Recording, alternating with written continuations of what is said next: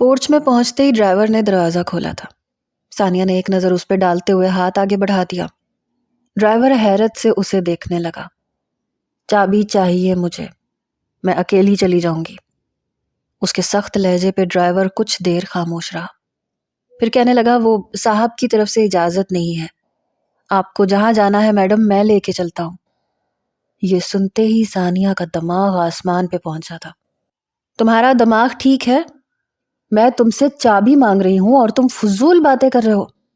چابی دو مجھے۔ اس نے فوراً ڈرائیور کے ہاتھ سے چابی جھپٹی تھی۔ میڈم سمجھنے کی کوشش کریں، صاحب مجھے معاف نہیں کریں گے۔ پچھلی بار جب آپ کا ایکسیڈنٹ ہوا تھا تب سے صاحب بہت زیادہ محتاط رہتے ہیں اور انہوں نے آپ کو ڈرائیونگ کے لیے منع کیا ہے۔ بیچارہ ڈرائیور بھی گھگیاتے ہوئے التجا کرنے لگا تھا، اس کی نوکری کو جو خطرہ لاحق تھا، لیکن ثانیہ اسے نظر انداز کرتے ہوئے ڈرائیونگ سیٹ پہ بیٹھ چکی تھی۔ ذیشان سے ملنے کے لیے اسے اکیلے ہی جانا تھا۔ اسے اپنے گھر کے کسی بھی ملازم پہ اعتبار نہیں تھا۔ کیا پتا کب کون عبداللہ کو اس کی حقیقت بتا دیتا۔ وہ سب عبداللہ کے پرانے اور وفادار ملازم تھے۔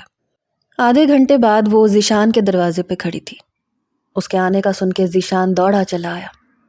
بڑی ہوئی شیو، سرخ آنکھیں، چہرے پہ ایک غمگین مسکراہٹ لیے وہ اسے پوری طرح اپنی محبت میں ڈوبا کوئی ناکام عاشق ہی نظر آ رہا تھا۔ ذیشان کو دیکھتے ہی ثانیہ نے اس کا گریبان پکڑ لیا۔ کہا تھا نا تم سے، میری شادی ہو گئی ہے، میری جان چھوڑ دو۔ سمجھ نہیں آتی یہ بات تمہیں؟ وہ غصے میں پوری طرح پاگل ہوئی تھی۔ ثانیہ کیا کہہ رہی ہو؟ ذیشان ہکا بکا اسے دیکھنے لگا۔ زیادہ بننے کی کوشش نہ کرو۔ یہ بتاؤ میرے بیڈ روم تک رسائی کیسے حاصل کی؟ کیسے تم سب کی آنکھوں میں دھول جھونک کے میرے بیڈ روم میں چلے آتے ہو؟ ثانیہ غصے میں بولتی چلی جا رہی تھی اور پریشانی کے عالم میں کھڑا ذیشان اسے دیکھے جا رہا تھا۔ میں تمہارے بیڈ روم میں کیسے آ سکتا ہوں؟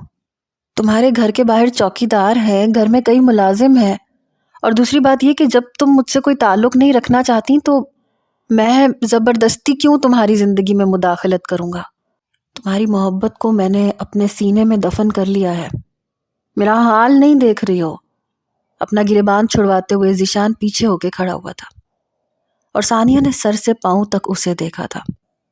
واقعی وہ پہلے والا ذیشان نہیں رہا تھا جو نہ صرف ہینڈسم تھا بلکہ اس کی محبت میں ہر وقت کھلا کھلا سا رہتا تھا۔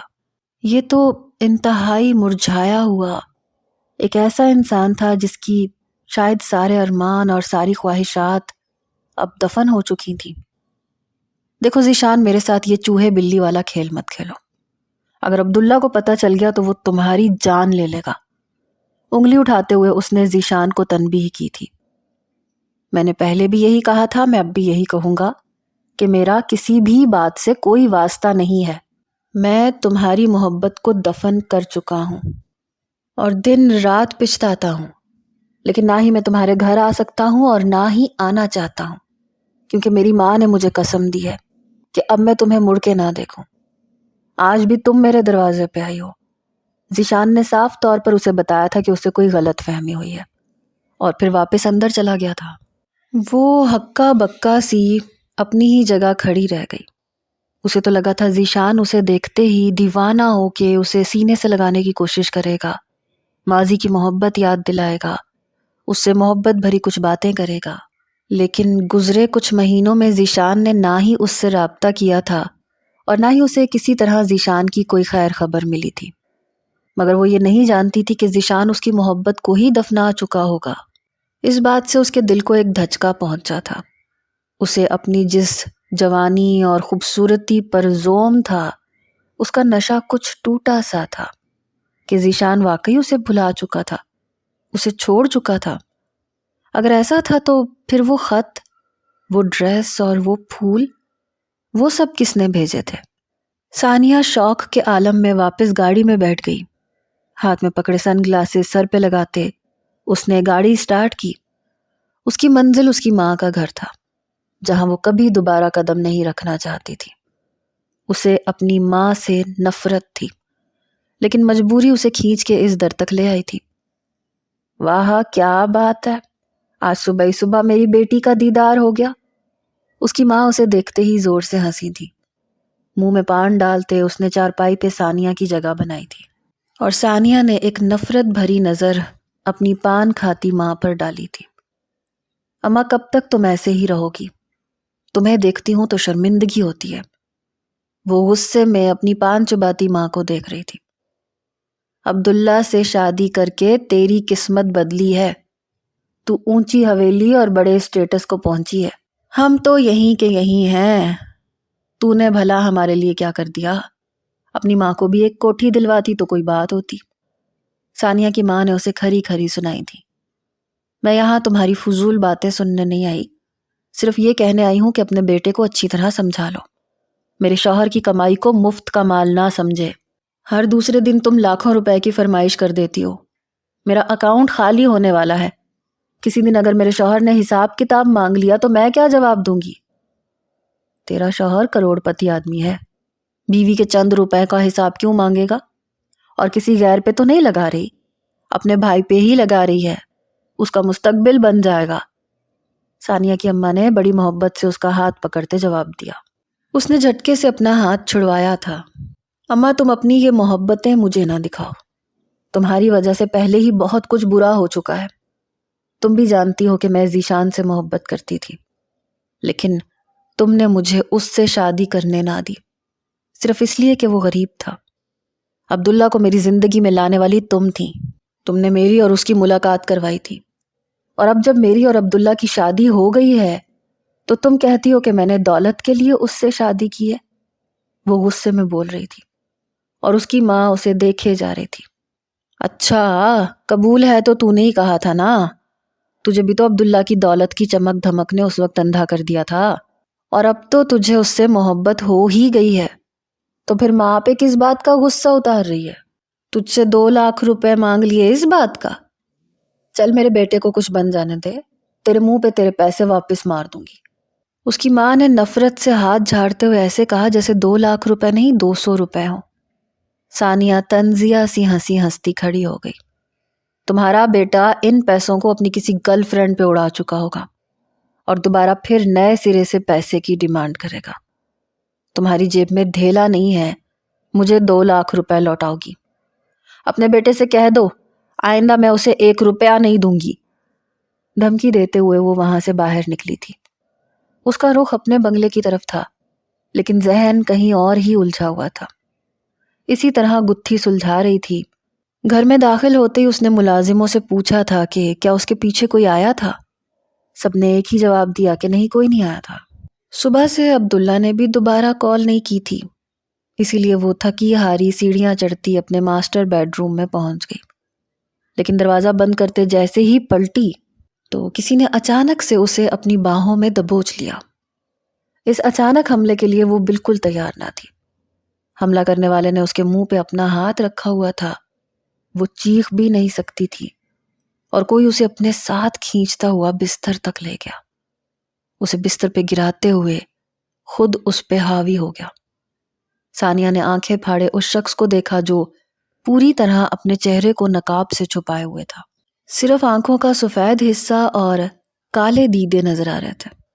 وہ بری طرح مچلتے ہوئے خود کو آزاد کروانے کی کوشش کر رہی تھی، لیکن اگلے انسان کی گرفت انتہائی مضبوط تھی۔ کہا تھا نا تم سے کہ وہ نائٹی پہن لو، لیکن تم بہت ضدی ہو۔ نہ مانی، پھر تمہارے لیے ایک اچھا سا ڈریس رکھا، لیکن تمہیں میری محبت راس نہیں آ رہی۔ وہ اس کے قریب، کان کے قریب جھکتے ہوئے سرگوشی کر رہا تھا۔ اب لگتا ہے زبردستی تم سے اپنی محبت کا خراج وصول کرنا ہوگا۔ بڑی مشکل سے ثانیہ نے اپنا منہ اس سے چھڑوایا تھا، لیکن اس کا سانس بحال نہ ہو سکا تھا۔ ٹوٹے لفظوں میں اور بکھری سانسوں میں وہ صرف یہی پوچھ سکی، کون ہو تم اور کیا چاہتے ہو؟ بتا تو چکا ہوں، دیوانہ ہوں تمہارا، محبت کرتا ہوں اور بس تمہیں چاہتا ہوں۔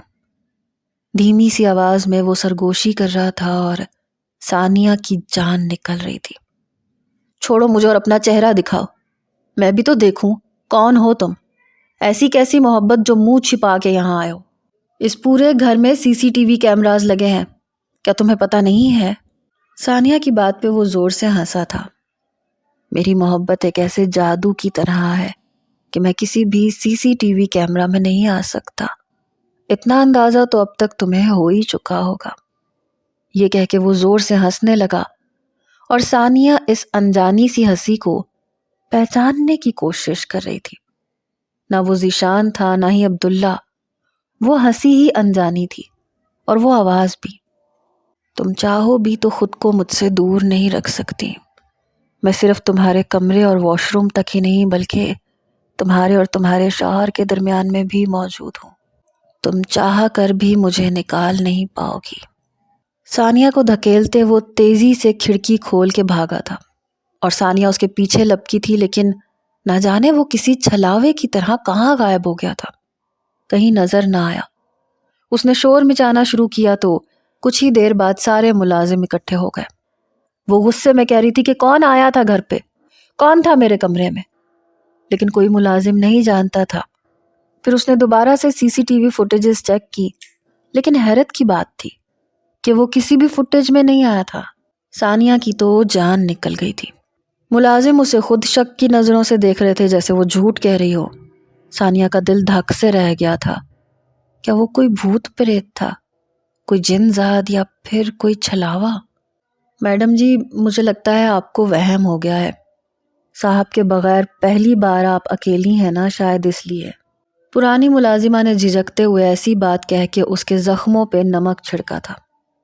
دفع ہو جاؤ یہاں سے۔ اس نے غصے میں سارے ملازموں کو کمرے سے باہر نکالا تھا۔ سارے بنگلے کا چکر کاٹا، چوکیدار سے بھی باز پرس کی، لیکن کہیں سے کچھ پتہ نہ چل سکا۔ وہ بار بار اپنے لیپ ٹاپ پر ایک ایک ویڈیو دیکھ رہی تھی، ایک ایک کیمرے کو چیک کر رہی تھی، لیکن کچھ بھی نظر نہیں آ رہا تھا۔ تھک کے اس نے لیپ ٹاپ بند کر کے بیڈ پہ پھینک دیا اور اس کا موبائل فون بج اٹھا۔ عبداللہ کا نام اسکرین پر جگمگا رہا تھا۔ تھکے ہارے انداز میں فون اٹھا کے اس نے ہیلو کہا۔ دوسری طرف سے چہکتی ہوئی آواز سنائی دی۔ کیا حال ہے میری جان کے؟ لگتا ہے میرے بغیر بہت اداس ہو۔ وہ بہت محبت سے پوچھ رہا تھا۔ عبداللہ، آپ کب واپس آئیں گے؟ میرے لیے زندگی بہت مشکل ہو گئی ہے۔ نہ چاہتے ہوئے بھی وہ رونے لگی۔ کیا ہوا ہے جان؟ مجھے نہیں پتا، بس آپ واپس آ جائیں۔ وہ چاہ کے بھی عبداللہ کو اس سارے واقعے کے بارے میں کچھ نہیں بتا سکی۔ کوئی تو بات ہے، بولو کیا ہوا ہے؟ کچھ نہیں، بس آپ واپس آ جائیں۔ اور پھر کچھ دیر کی باتوں کے بعد اس نے فون بند کر دیا تھا۔ کیا بتاتی کہ اس کے ماضی کا کوئی عاشق دوبارہ سے سر اٹھا چکا تھا۔ اس نے بھی تو جوانی میں کئی غلطیاں کی تھیں۔ ذیشان اور اس کی محبت کے بارے میں بھی بہت سے لوگوں کو علم تھا۔ اگر عبداللہ کو اس بارے میں کچھ بھنک پڑتی تو ذیشان کا قصہ کھل جاتا، وہ قصہ جسے وہ ہمیشہ دبانے کی کوشش کرتی تھی۔ ذیشان اور وہ بہت لمبے عرصے تک ایک دوسرے کی محبت میں گرفتار رہے، لیکن اس کی ماں نے ذیشان کو اس کی زندگی سے نکال پھینکا۔ عبداللہ سے اس کی ملاقات ایک شاپنگ مال میں ہوئی تھی۔ عبداللہ کو اس سے پہلی ہی نظر کی محبت ہو گئی تھی، اور پھر اس نے عبداللہ کو اپنی زندگی میں اپنی ماں کے کہنے پہ شامل کر لیا تھا۔ وہ ایک درمیانی عمر کا عام سی شکل و صورت والا آدمی تھا، جسے ثانیہ جیسی خوبصورت لڑکی ہاتھ بڑھاتے ہی مل گئی تھی۔ وجہ اس کی دولت تھی، لیکن ثانیہ کو اس سے محبت ہوتی چلی گئی، کیونکہ واقعی وہ محبت کے قابل تھا۔ عبداللہ نے اس کی زندگی کی ہر محرومی کو، ہر کمی کو مٹایا تھا۔ ذیشان کی محبت نے اسے خوشی تو دی تھی، لیکن اس کے اندر کی تشنگی کبھی ختم نہ ہو سکی۔ عبداللہ اسے سمجھتا تھا، اس کے بنا کہے عبداللہ اس کے ہر احساس سے واقف ہو جاتا تھا، اور یہی وجہ تھی کہ ثانیہ کو اس سے بے پناہ محبت ہو گئی تھی۔ وہ ذیشان کو بھلا کر آگے بڑھنا چاہتی تھی، لیکن اس کی ماں بار بار ذیشان کا ذکر کر کے اسے بلیک میل کرتی اور اس سے پیسے وصول کرتی۔ ثانیہ کی ماں نے اس کی یہ شادی اسی لیے تو کروائی تھی، لیکن اسے کیا معلوم تھا کہ اس کی بیٹی کا دل بدل جائے گا اور وہ اپنے شوہر سے محبت کر بیٹھے گی، ورنہ اس کی ماں کا منصوبہ تو یہی تھا کہ وہ کچھ عرصے بعد دونوں کی طلاق کروائے گی اور طلاق کے نام پر خوب پیسہ وصول کرے گی۔ ثانیہ نے بڑی مشکل سے اپنی گھر ہستی کو اپنی ماں کی بری نظر سے بچایا ہوا تھا، لیکن اب اس کے عاشق نے آ کے سب کچھ تباہ و برباد کر دیا تھا۔ فون رکھتے وہ کتنی ہی دیر آنسو بہاتی رہی۔ ماضی کی غلطیوں نے اسے رونے پر مجبور کر دیا تھا۔ کون ہو سکتا ہے یہ؟ بس ایک اسی سوال کا جواب مل جاتا تو بہت سے مسئلے حل ہو جاتے۔ اور پھر روتے روتے ہی وہ سو گئی۔ رات بھر وہ جاگی تھی، اسی لیے کافی گھنٹوں کی نیند کے بعد وہ شام کے وقت اٹھی تھی۔ اٹھتے ساتھ ہی اس نے کھڑکی کے پردے ہٹائے، پھر واش روم کا رخ کیا، لیکن ایک بار پھر اسے واش روم میں ایک خوشبوؤں میں بسا خط ملا۔ میں جانتا ہوں تمہارا شوہر تمہارے قابل نہیں ہے، پھر مجھے اپنا کیوں نہیں لیتی؟ ثانیہ نے مٹھی میں خط کو دبوچتے ہوئے ڈسٹ بن میں پھینکا تھا اور بنا شاور لیے باہر نکل آئی تھی۔ اس کا فون پوری طرح بج رہا تھا۔ ایک نیا انجانا نمبر تھا۔ اس نے فون اٹھا کے کان پہ لگا لیا۔ یہ پہلی بار تھا جب باقاعدہ فون پر اس کی بات ہو رہی تھی۔ وہ جانتی تھی کہ وہی انجان شخص دوسری طرف موجود ہوگا۔ میری محبت تمہیں مکمل کر دے گی ثانیہ، بس ایک بار میری ہو جاؤ۔ دھیمی سی سرگوشی میں اس نے پھر وہی بات دہرائی تھی۔ نہ نام بتاتے ہو، نہ سامنے آتے ہو، محبت کا دم بھرتے ہو، اتنا حوصلہ بھی نہیں کہ اپنا چہرہ مجھے دکھا سکو۔ ثانیہ غصے میں بولی تھی۔ ٹھیک ہے، مل لوں گا، دکھا دوں گا اپنا چہرہ۔ اگر میں تمہارے شوہر سے زیادہ خوبصورت ہوا تو کیا تم مجھے اپنا لوگی؟ دولت تو میرے پاس تمہارے شوہر سے کہیں زیادہ ہے۔ یہ کہہ کے وہ زور سے ہنسا تھا۔ تمہارا چہرہ کتنا ہی حسین کیوں نہ ہو، محبت مجھے اپنے شوہر سے ہے، اور میں ایسے کسی سے بھی ملاقات نہیں کر سکتی۔ یہ تو تم ہو جو میرے کمرے میں بنا اجازت چلے آتے ہو۔ رہی بات تمہاری دولت کی تو مجھے اس سے کوئی سروکار نہیں ہے، ثانیہ نے غصے میں جواب دیا تھا۔ اچھا اپنی سائڈ ٹیبل پر تو دیکھو۔ اس کی بات پہ ثانیہ چونکی، سائڈ ٹیبل پہ نظر پڑتے ہی حیران رہ گئی۔ ایک جیولری باکس رکھا ہوا تھا۔ جیسی اس نے وہ جیولری باکس کھولا تو ہیرو کا ایک سیٹ جگمگا رہا تھا۔ ثانیہ کا منہ کھولے کا کھلا رہ گیا۔ اتنا حسین ڈائمنڈ جیولری سیٹ اس نے اپنی زندگی میں نہیں دیکھا تھا۔ کہو تمہاری اور میری پسند ایک ہے، کہو تم میری ہو، وہ مسکراتے ہوئے پوچھ رہا تھا۔ ثانیہ نے ایک لمحے میں وہ سیٹ اٹھا کے دور پھینک دیا تھا۔ نہ میں تمہاری ہوں اور نہ ہی ان چیزوں سے تمہاری ہو سکتی ہوں، میں صرف عبداللہ کی ہوں۔ اچھا تو پھر ذیشان سے ملنے کیوں گئی تھی؟ بتاؤ، کیا تمہارے شوہر کو تمہاری سابقہ محبت کا علم ہے؟ ذیشان کا ذکر کرتے اس کا لہجہ تلخ ہوا تھا اور ثانیہ کی جان نکلی تھی۔ تو ماضی کا یہ باب بھی اس انجان شخص پر آیا تھا۔ وہ میرا ماضی تھا، میری غلطی، میری جوانی کی بھول۔ نکاح کے بعد میں نے صرف اپنے شوہر سے محبت کی ہے، اور اس سے زیادہ نہ میں کچھ کہنا چاہتی ہوں نہ کچھ جانتی ہوں۔ اور اگر اب تم نے مجھے فون کیا تو میں اپنے شوہر کو تمہارے بارے میں بھی سب کچھ بتا دوں گی۔ بہتر یہ ہے کہ دوبارہ مجھے فون نہ کرنا۔ تم لاکھ خوبصورت اور امیر صحیح، لیکن عبداللہ نہیں ہو سکتے۔ ثانیہ نے غصے میں فون بند کیا تھا اور رونے لگی تھی۔ وہ مانتی تھی کہ اس سے جوانی میں بھول ہوئی تھی۔ جذبات میں بہہ کے اس نے ذیشان کے ہاتھ کو تھاما تھا، لیکن اس کی نیت تب بھی بری نہیں تھی۔ وہ تب بھی ذیشان کو اپنانا چاہتی تھی، اور آج بھی وہ عبداللہ کے ساتھ بالکل سنسیئر تھی۔ لیکن یہ دنیا تھی جو اسے آگے بڑھنے ہی نہیں دے رہی تھی۔ کتنے ہی گھنٹوں تک وہ روتی رہی، پھر ساری رات بھی ایسے ہی گزری۔ نہ اس نے کچھ کھایا پیا تھا، نہ وہ دوبارہ سوئی تھی۔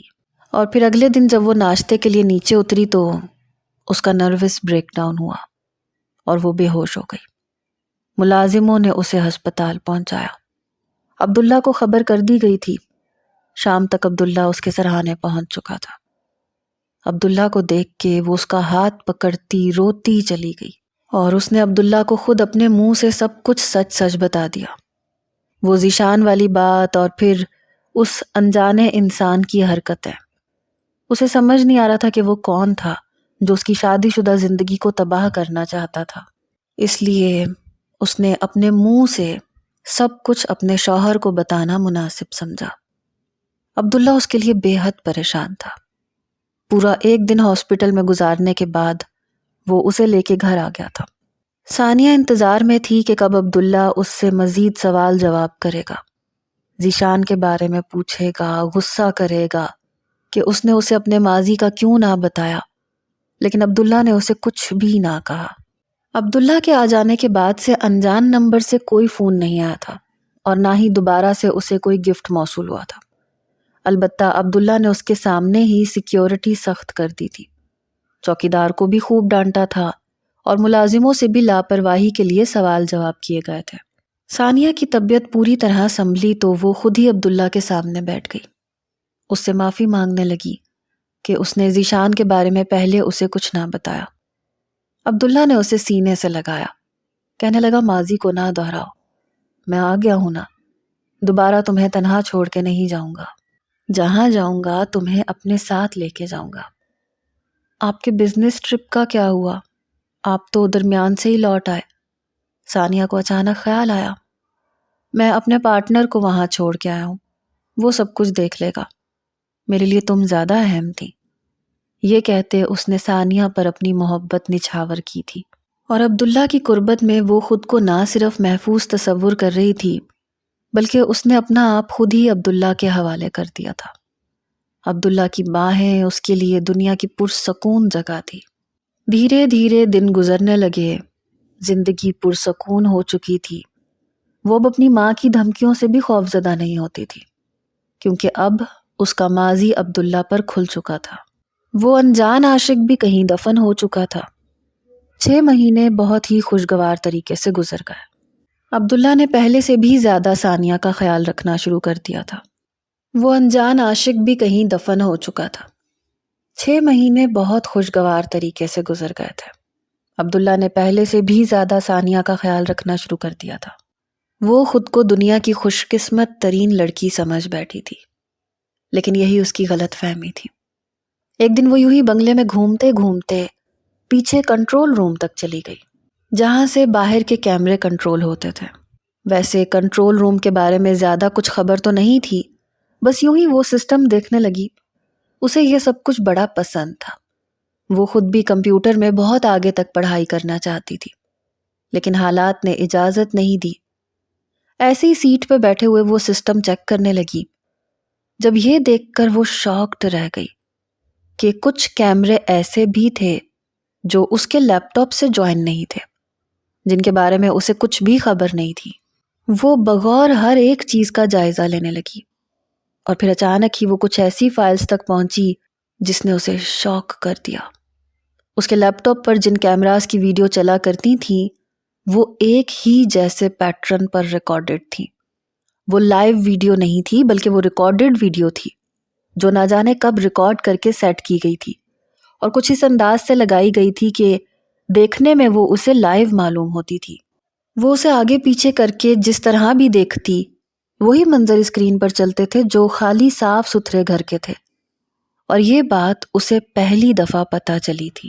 اس نے فوراً ہی اس انسان کو فون لگایا تھا جو ان کے گھر میں یہ ساری سیٹنگز وغیرہ کی دیکھ بھال کرتا تھا۔ کچھ ہی دیر کے بعد وہ چلا آیا۔ جی میڈم، کیا CCTV کیمراز ٹھیک طریقے سے کام نہیں کر رہے؟ ثانیہ نے اس کے سامنے سسٹم کرتے ہوئے کہا، یہ کون سے کیمرے ہیں؟ یہ میرے لیپ ٹاپ پہ سیٹ کیوں نہیں ہے؟ اس نے ایک نظر ڈالی، کہنے لگا یہ ہڈن کیمراز ہیں جو چوری وغیرہ کے وقت کے لیے انسٹال کیے گئے تھے۔ یہ آپ کے نہیں بلکہ عبداللہ صاحب کے کمپیوٹر پہ چلتے ہیں۔ اور میرے لیپ ٹاپ پہ ریکارڈنگ کیوں چلتی ہے؟ وہ غصے میں پوچھ رہی تھی۔ کچھ لمحوں کے لیے وہ خاموش ہوا، پھر کہنے لگا وہ صاحب نے یہ کہہ کے سیٹنگ کروائی تھی کہ جب وہ ملک سے باہر جا رہے تھے تاکہ ان کے پیچھے سے آپ زیادہ پریشان نہ ہوں، اور گھر کی دیکھ بھال وہ خود ہی کرنا چاہتے تھے۔ سرسری سے انداز میں کہتا وہ ثانیہ پر بجلی گرا گیا تھا۔ ٹھیک ہے جاؤ، لیکن صاحب سے کچھ نہ کہنا۔ اس نے اسے واپس بھیج دیا تھا۔